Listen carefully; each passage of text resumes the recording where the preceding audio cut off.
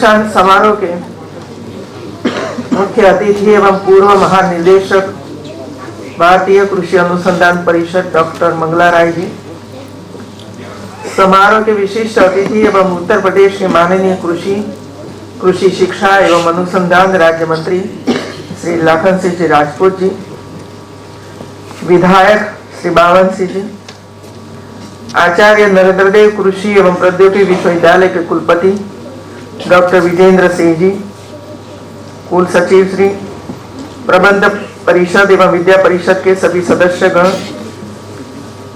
प्राध्यापकगण, आमंत्रित अतिथिगण, सभी किसान भाइयों, हमारे छोटे छोटे बच्चे,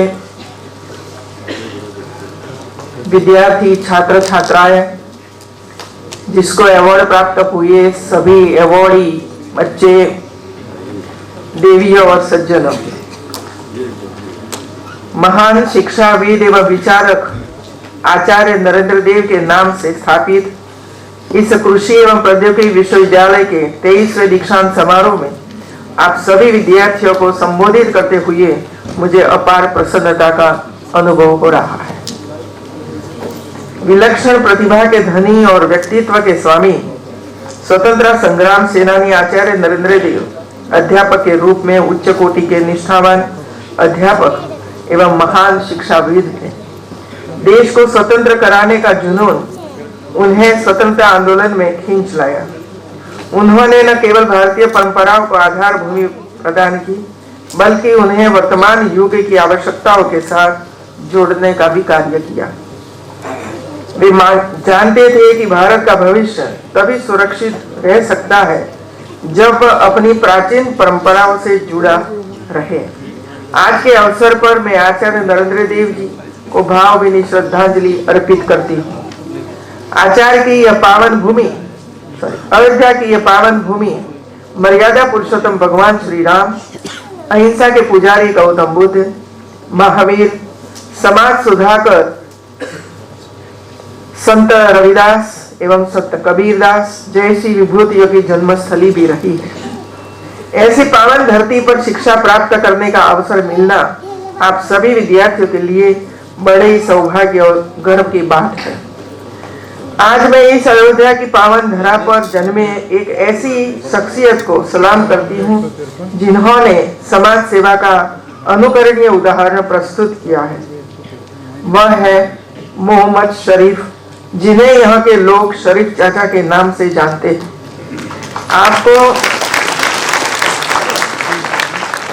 आपको देश के माननीय राष्ट्रपति श्री रामनाथ कोविंद ने पद्मश्री अवार्ड देकर सम्मानित किया।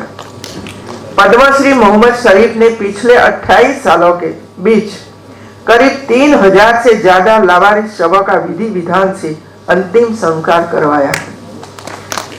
मुझे विश्वास है कि आपका ये कृत हमारी युवा पीढ़ी को सामाजिक कार्यों से जोड़ने के लिए अवश्य प्रेरित करेगा। आज के दीक्षांत समारोह में जिन युवा छात्र छात्राओं को उपाधियां प्रदान की जा रही है, मैं उन सभी को बधाई देते हुए उनके मंगलमय जीवन की कामना करती हूँ। मैं आपके माता पिता एवं अभिभावक का भी अभिनंदन करती हूँ। शिक्षा दीक्षा के बाद विद्यार्थी नव जीवन की शुरुआत करते हैं, इसलिए यह आवश्यक है कि वे इस विश्वविद्यालय से अर्जित ज्ञान को देश और समाज के हित में समर्पित करें। शिक्षा ही वह परम स्रोत है जो जीवन के विभिन्न क्षेत्रों में पथ प्रदर्शन का कार्य करती है। मित्रों, देश में जो नई शिक्षा नीति बनी है वह प्राचीन भारतीय संस्कृति जीवन मूल्यों से जुड़ी हुई है। यह बात मैं इसलिए कहा रही हूँ कि उसमें पुस्तकीय ज्ञान के साथ ही विद्यार्थियों को स्कूल और उच्च शिक्षा में व्यावसायिक और कौशल शिक्षा के पाठ्यक्रमों से दीक्षित किए जाने पर जोर दिया गया है। सच तो यह है कि इस नीति के माध्यम से छात्रों में आत्मविश्वास एवं सकारात्मक विचारधारा के साथ साथ आय के संसाधनों को विस्तृत रूप दिया जाएगा। देश की अर्थव्यवस्था में कृषि का सदा से ही महत्वपूर्ण योगदान रहा है। इस दृष्टि से कृषि विश्वविद्यालयों की जिम्मेवारी देश एवं प्रदेश के किसान में अन्य विश्वविद्यालयों से अधिक हो जाती है। कृषि विश्वविद्यालय शिक्षण एवं शोध कार्यों के अतिरिक्त शोध उपलब्धियों को किसानों के खेतों तक पहुंचा तथा उन्हें प्रेरित कर अपनाने का दायित्व भी निभाते हैं। मुझे खुशी है कि यह विश्वविद्यालय पूर्वांचल के विकास में महत्वपूर्ण योगदान दे रहा है। विगत वर्षों में विश्वविद्यालय द्वारा विकसित की गई विभिन्न किस्में, विशेषकर धान, सरसों, अरहर, आंवला, बेर व बेल की प्रजातियों किसानों में अत्यधिक लोकप्रिय बनी है। इस विश्वविद्यालय में शिक्षा प्राप्त कर रहे विद्यार्थियों को कृषि संबंधी शिक्षा के साथ साथ ग्रामीण कृषि कार्य अनुभव कार्य के अंतर्गत ग्रामीण कृषि कार्य अनिवार्य रूप से कराया जाता है, जिससे कि विद्यार्थी प्रायोगिक रूप से कृषि कार्य के साथ ग्रामीणों के बीच रहकर उनकी जीवन शैली का अध्ययन तथा किसानों से कृषि की जानकारी भी प्राप्त करते हैं। प्रदेश सरकार लगातार प्रायोगिक कृषि शिक्षा पर जोर दे रही है, जिससे कि कृषि स्नातक किसानों की आय दोगुनी करने में अपना वांछित योगदान कर सके। प्रायोगिक कृषि शिक्षा के अंतर्गत विश्वविद्यालय स्तर पर उद्यमिता विकास पर भी विशेष जोर दिया जा रहा है, जिसमें छात्रों को विभिन्न प्रकार के प्रशिक्षण द्वारा स्वावलंबी बनाने हेतु शिक्षित किया जा रहा है, ताकि छात्र शिक्षा पूर्ण करने के बाद नौकरी लेने वाले न बनकर नौकरी देने का काम करें। एक बात और मैं आपसे साझा करना चाहूंगी कि खेत में जो किसान काम करते हैं वह भी कृषि वैज्ञानिक ही है। उनके अनुभव आधारित ज्ञान का लाभ कृषि विश्वविद्यालय के विद्यार्थियों को उनके पास जाकर लेना चाहिए। मैंने यह देखा है कि बहुत से किसानों ने अपने अनुभव और परंपरा के ज्ञान से ऐसे ऐसे उन्नत बीज तैयार किए हैं जिनसे बेहतरीन फसलें मिल सकती हैं।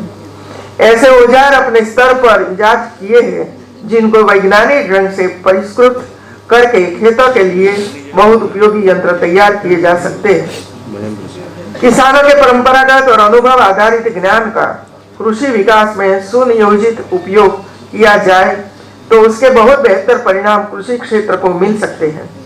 मेरा आग्रह है कि विश्वविद्यालय ऐसे पाठ्यक्रम बनाए जो किसानों के अनुभव व पारंपरिक ज्ञान पर आधारित हो।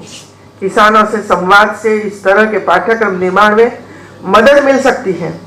किसानों के लिए उच्च गुणवत्ता वाली बीजों की प्रायः कमी बनी रहती है। अच्छे बीजों की उपलब्धता हम सभी के लिए चुनौती है। इसके लिए संस्थागत प्रयास आवश्यक है। फसलों की पैदावार बढ़ाने और खेती के तरीकों को सुगम व लाभदायक बनाने के लिए आधुनिकतम तकनीकों और सेवाओं का इस्तेमाल भी जरूरी है। किसान अब खेती से जुड़ी समस्याओं से निपटने, नई कृषि विधियों सीखने और विश्व भर में हो रहे कृषि प्रयोगों के बारे में जानने के लिए स्मार्टफोन के माध्यम से फेसबुक, व्हाट्सएप, यूट्यूब जैसे साधनों से जुड़ रहे हैं। खेती को बेहतर बनाने में सूचना प्रौद्योगिकी से जुड़े हुए साधन एक अच्छे प्लेटफॉर्म काम कर रहे हैं। हमारे देश में आज भी ज्यादातर खेती मौसम हाल पट्टी की है। खेती में इसी से जोखिम अधिक है, लेकिन किसान घर बैठे मौसम के पूर्वानुमान और कृषि वैज्ञानिकों द्वारा बताए तरीकों से खेती की जोखिम से निपट सकते हैं। इन जानकारियों को कृषक वर्ग तक पहुंचाने में हमारे कृषि विज्ञान केंद्र सतत क्रियाशील है, परंतु फिर भी कृषि विज्ञान केंद्रों के कार्यों को और अधिक गति देने की आवश्यकता है। आज खेती की लागत में निरंतर वृद्धि हो रही है, लेकिन कृषि में मशीनीकरण की पहुंच अभी बहुत कम है। क्षेत्र, फसल एवं जोत के आधार पर मशीनों व उपकरण के उपयोग से इस उत्पादन लागत को कम किया जा सकता है। मशीन रिपेयरिंग तब मशीन कौशल विकास के कार्यों की पहुंच गांवों तक पहुंचाकर किसानों को लाभ पहुंचाने की आवश्यकता है। विकसित देशों में ड्रोन तकनीक का उपयोग खेती में होने लगा है। मैं चाहती हूं कि हमारे कृषि विश्वविद्यालय प्रदेश के किसानों तक इस तकनीक की जानकारी उपलब्ध कराने में अपनी भूमिका निभाए। देश की नदियों के जल का सदुपयोग हो और किसानों के खेत तक पर्याप्त पानी पहुंचे, इस दृष्टि से देश के माननीय प्रधानमंत्री श्री नरेंद्र मोदी जी ने विगत 11 दिसंबर 2021 को प्रदेश में 40 वर्षों से लंबित पड़ी सिंचाई योजना मात्र 4 वर्ष में 9,800 करोड़ की लागत से तैयार सरयू नहर राष्ट्रीय परियोजना राष्ट्र को समर्पित की है। इसे प्रदेश के बलरामपुर, बहराइच, गोंडा, श्रावस्ती, सिद्धार्थनगर, बस्ती, गोरखपुर, महाराजगंज और कुशीनगर क्षेत्र के किसानों की समृद्धि का नया दौर आएगा। इसके साथ ही बारिश के मौसम में इस क्षेत्र के लोगों को जिन परेशानियों का सामना करना पड़ता है उससे भी निजात मिलेगी और वे अपने काम धंधे को भी सुचारू रूप से कर सकेंगे। केंद्र और राज्य सरकार छोटे से छोटे किसानों को सरकारी सुविधा से जोड़ने हेतु प्रयासरत हैं। बीज से लेकर बाजार तक, खेत से लेकर खलिहान तक उनकी हर तरह से मदद की जा रही है। छोटे किसानों के बैंक खातों में किसान सम्मान निधि के रुपये सीधे भेजे जा रहे हैं। उनकी आय बढ़ाने के लिए उन्हें खेती से जुड़े अन्य विकल्पों की तरफ भी प्रेरित किया जा रहा है। किसानों की आय दोगुना करने की दिशा में यह आवश्यक है कि कृषि लागत को कम किया जाए। इसके लिए हमें जीरो बजट खेती को बढ़ावा देना होगा। गोवंश आधारित प्राकृतिक खेती एवं जैविक खेती की तरफ ज्यादा ध्यान देने की जरूरत है। इससे खेतों की उर्वरा शक्ति भी बढ़ेगी। शोध एवं प्रसार की वर्तमान चुनौतियों जैसे उत्पादन एवं उत्पादकता में कमी, जैव विविधता का ह्रास, जलवायु परिवर्तन, पर्यावरण प्रदूषण एवं बढ़ते कृषि रसायनों एवं उर्वरकों के प्रयोग आदि के कारण कृषि एवं कृषकों के साथ साथ आम आदमी की समस्याएं निरंतर बढ़ती जा रही है। गौ आधारित प्राकृतिक कृषि में अनेक प्राकृतिक आपदाओं से फसलों को बचाया जा सकता है। यह धरती की सेहत को बेहतर बनाए रखने में बहुत अच्छा माध्यम बन सकती है। प्राचीन काल में जब खेतों में गौवंश चरते रहते थे तब उनके गोबर गोमूत्र भूमि पर अपने आप गिरता रहता था। इससे भूमि निरंतर जीवाणु समृद्ध होती थी। प्राकृतिक पद्धति में पौधों को भोजन न देकर भोजन बनाने वाले सूक्ष्म जीवाणुओं की उपलब्धता पर जोर दिया जाता है। प्रकृति में इन सूक्ष्म जीवाणुओं की उपलब्धता की एक व्यवस्था होती है। पौधा अपने पोषण के लिए मिट्टी से ही सभी तत्व लेता है। फसल की कटाई के बाद उसका अवशेष पदार्थ कूड़ा करवट से रूप में मिट्टी के साथ अपघटित होकर मिट्टी की उर्वरा शक्ति वापस लौटाता है। शून्य लागत खेती के लिए कोई भी संसाधन जैसे बीज, खाद, कीटनाशक दवाएं आदि बाजार से न लेकर इसका निर्माण अपने खेत में करके बाजारी लागत शून्य करना है। इस विधि से खेती करने पर न केवल कृषि लागत में कमी आएगी बल्कि कृषि उत्पादकता में वृद्धि होगी। इससे गांव का पैसा गांव में ही रहेगा, बाहर नहीं जाएगा। किसान को खेती करने के लिए बाजार से कुछ खरीदना नहीं होगा तो कर्ज भी नहीं लेना पड़ेगा। मैं कहना चाहूंगी कि जीरो बजट, गौ आधारित खेती एवं प्राकृतिक खेती के बारे में हमारे वैज्ञानिक और कृषि शिक्षा से जुड़े विद्यार्थी किसानों को प्रेरित कर सकते हैं। माननीय प्रधानमंत्री जी ने 16 दिसंबर 2021 को प्राकृतिक खेती पर आयोजित राष्ट्रीय शिखर सम्मेलन में किसानों से प्राकृतिक खेती को अपनाने पर जोर भी दिया है। आज के अवसर पर मैं कहना चाहूंगी कि विश्व स्तर पर तेजी से बदल रही तकनीकी, व्यावसायिक और सामाजिक परिदृश्य के साथ तालमेल रखने के परिप्रेक्ष्य में कृषि शिक्षा प्रणाली में निरंतर बदलाव की आवश्यकता है। इस दृष्टि से हमारे विद्यार्थी मात्र डिग्री धारक नहीं बल्कि उनका विकास व्यावसायिक कृषि विशेषज्ञ की तरह तैयार हो, जिससे कि वे वर्तमान एवं भविष्य में आने वाली विषम परिस्थितियों का मुकाबला करने में अपने को सक्षम सिद्ध कर सके। मैं विश्वास कर सकती हूँ कि इस विश्वविद्यालय ने पूर्वांचल के साथ पूरे उत्तर प्रदेश के विकास में जो योगदान दिया है उसे भविष्य में भी जारी रखते हुए कृषि शोध, शिक्षा एवं प्रसार के क्षेत्र में कीर्तिमान स्थापित करेगा। आज हमारे बीच छोटे छोटे नए बच्चे, प्राइमरी स्कूल के बच्चे आए हैं। यूनिवर्सिटी की ओर से वे लोगों को कुछ लोग खाने की चीज, पौष्टिक आहार दिया गया है। और ज्ञान की वृद्धि के लिए बुक्स वगैरह दिया गया है। मैं चाहती हूँ कि हमारे अध्यापक, स्कूल के टीचर सभी बच्चों की बुक्स एकत्र करके एक अच्छी लाइब्रेरी बनाएं और बच्चों को बारी बारी से देकर वो पढ़े, सीखे। ये करने की आवश्यकता है और इसी वजह से ये सब कुछ किया गया है। हमारे किसान भाइयों का भी इधर सम्मान किया गया। मैं बहुत ही खुश हूँ सभी किसानों को देखकर, क्योंकि वे लोगों ने जो काम किया है ये सराहनीय कार्य है। इतना ही नहीं, वे दूसरे किसानों को भी ट्रेनिंग दे रहे हैं। खेत तक पहुंचते हैं, किसान तक पहुंचते हैं और गांव में रुकते हैं और किसान को सिखाते हैं कि खाद कैसे बनाना है, बीज कैसा होना चाहिए, कब आपको इसकी बुआई करनी है, ये सब सिखाते हैं। वे लोग स्वार्थी नहीं बने भाई।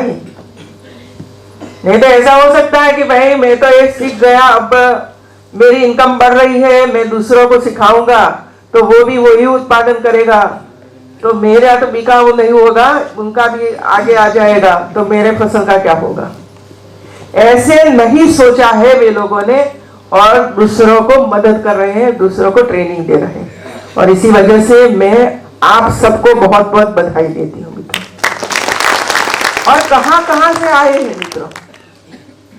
वाराणसी सेवापुरी से आई है हमारी एक महिला, 2 भाइयों। कोई प्याज लेकर आए हैं और प्याज देखे, इतने बड़े बड़े प्याज बनाए हैं, हम तो इतने प्याज देखते हैं। गुड़ बनाया है और पूरे विश्व को बेचते हैं ऑनलाइन। ये सीख रहे हैं हमारे किसान। और मुझे लगता है कि हमारे प्रधानमंत्री की जो मंशा है कि हमारे किसानों की इनकम, आय 2 गुनी करनी है, वो जरूर हो जाएगी। अच्छे सोचने वाले जनप्रतिनिधि हमारे बीच में होते हैं, अच्छे सोचने वाली यूनिवर्सिटी में प्राध्यापक होते हैं, उनके द्वारा किसानों को और विद्यार्थियों को अच्छा सिखाया जाता है और उसका उपयोग गांव में धरती पर होता है। तब हम मान कर चलिए कि उसका परिणाम आज नहीं तो कल जरूर मिलेगा मित्रों, जरूर मिलेगा। और दूसरा, आज मुझे खुशी इसी वजह से हुई और मुझे लगता है कि इसका परिणाम जल्दी मिलेगा मित्रों। जब हमारी बेटियां आज तक आर्ट्स में जाती थी, साइंस में जाती थी, कॉमर्स लेती थी, इंजीनियर बनती थी, डॉक्टर बनती थी, लेकिन अभी कृषि में डॉक्टर बन रही है, वो हमारे लिए तो गौरव की बात है। क्या कि हमारी कई महिलाएं, कई नहीं, मैं तो मानती हूँ 50% से ज्यादा महिलाएं कृषि क्षेत्र के साथ जुड़ी हुई है। मैं तो गुजरात की बात बताऊं तो सभी महिलाओं का खेत में ही देखोगे, भाइयों को मैं कम देखती थी और वो ही किसानी करती रहती थी, पशुपालन का काम वो ही करते रहते थे। और हमारा बनासकांठा डिस्ट्रिक्ट देखो तो हर दिन 85 लाख लीटर हमारी महिलाएं दूध उत्पादन करती है हर दिन, और सालाना 1 करोड़ से ज्यादा रुपया कमाती है। ये महिलाएं की शक्ति है मित्रों। और इसी वजह से हमारे प्रधानमंत्री बार बार बोलते हैं कि हमारी महिलाओं की शक्ति देश के विकास के काम में आना चाहिए, तो ही देश विकास कर सकता है। और आज मैं चारों ओर देख रही हूं, गगन में देखो तो भी महिलाएं, खेत में देखो तो भी महिलाएं, स्कूल में देखो तो भी महिलाएं, कॉलेज में देखो तो वही महिलाएं, सभी स्थान पर महिलाएं आज दिखाई पड़ती हैं। आगे आ रही है, अपने दम पर आगे आ रही है, अपने दम पर आगे आ रही है। कभी कभी महिलाओं का सामना भी करना पड़ता है हमारी बेटियों को, क्या कि परिवार, अभिभावक और सोचता है बेटा बहुत हो गया, अच्छा लड़का है, जरा विवाह कर लो, तो बीच में से उनकी पढ़ाई खत्म हो जाती। लेकिन आज मैंने देखा है वो सोच समझ कर अपनी पढ़ाई कर रही है कि मुझे इसमें प्रवीण होना है, ज्ञान अर्जित करना है, आगे जाना है और दूसरों को मदद करनी है। मैं इतना ही चाहती हूं कि हमारे जितने भी स्टूडेंट्स हैं, जिस क्षेत्र में वे लोग ने सीखना प्रारंभ किया है और आज उन्होंने डिग्री प्राप्त की है, एक एक किसान को आप किसान के घर पर जाइए, किसान के घर में रहिए, उनका क्या समस्या है, इसमें खास करके जिसके पास 1 एकड़ या तो 2 एकड़ जमीन है, उनके साथ रहकर उनकी आय कैसे बढ़े और मौसम में उसका जो फसल है वो बिगड़े नहीं और अलग फसल करे, इसका मार्गदर्शन आपकी ओर से उसको मिलना चाहिए। क्योंकि मैंने देखा है कि जहां जाओ वहां गेहूं गेहूं गेहूं, दूसरी फसल कम दिखाई पड़ती है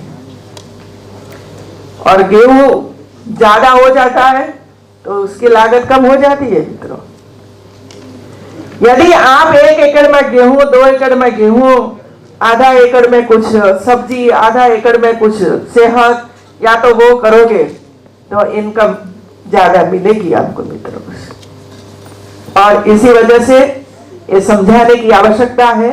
और हमारे देखो किसान कहां कहां जाते हैं। एक किसान ने मुझे बताया कि वो गुजरात में आए थे और गुजरात में सीख कर इधर आकर अपने खेत में लगाया। चाहत है, इच्छा है कि मुझे अच्छा कुछ करना है और जहां अच्छा होता है वहां किसान पहुंच जाता है, सीख लेता है और आकर अपने खेत में उसका प्रयोग करता है और सफलता प्राप्त करता है। वो ही सच्ची शिक्षा है मित्रों। और इसी वजह से मैं इतना ही चाहूंगी, आपके पास अध्यापक और स्टूडेंट्स की टोलियां बनाओ और ज्यादा से ज्यादा खेत तक पहुंचो। और ये जो अभी शुरू हुआ है 0 बजट खेती, ये कैसे करना है वो सिखाकर उसको आगे बढ़ाओ। तो मुझे लगता है हमारी महिलाएं और हमारे छोटे जोत वाले किसानों को बहुत ही बड़ा फायदा होगा, गरीबाई में से बाहर निकलेगा, गरीबाई में से बाहर निकलेगा। कहां तक अपना ये कार्ड, बीपीएल कार्ड लेकर घूमता रहेगा। हमारी सोच ये होनी चाहिए, जिसके पास पर बीपीएल कार्ड है उनको हम ऐसी ट्रेनिंग दे कि वो जो आत्मनिर्भर खुद बन जाए और बीपीएल में से बाहर निकल जाए। बीपीएल कार्ड होना कोई गर्व की बात नहीं है, लेकिन उनको रखना पड़ता है क्योंकि कोई इनकम तो है नहीं, बच्चों को कैसे खिलाएंगे। और इसी वजह से जो मिलता है सरकार की ओर से वो लेते हैं और बच्चों को खिलाते हैं, कभी कभी आगे पढ़ाते हैं। लेकिन ऐसे बीपीएल कार्ड धारकों को भी हम जो कोई ना कोई मार्ग दिखाएंगे तो काम करने के लिए तैयार है और गरीबाई में से मुक्त होने के लिए भी तैयार है। और शिक्षा एक ऐसा माध्यम है जो गरीबाई में से परिवारों को मुक्त करवा सकता है। तो आप सबको बहुत बहुत बधाई, धन्यवाद।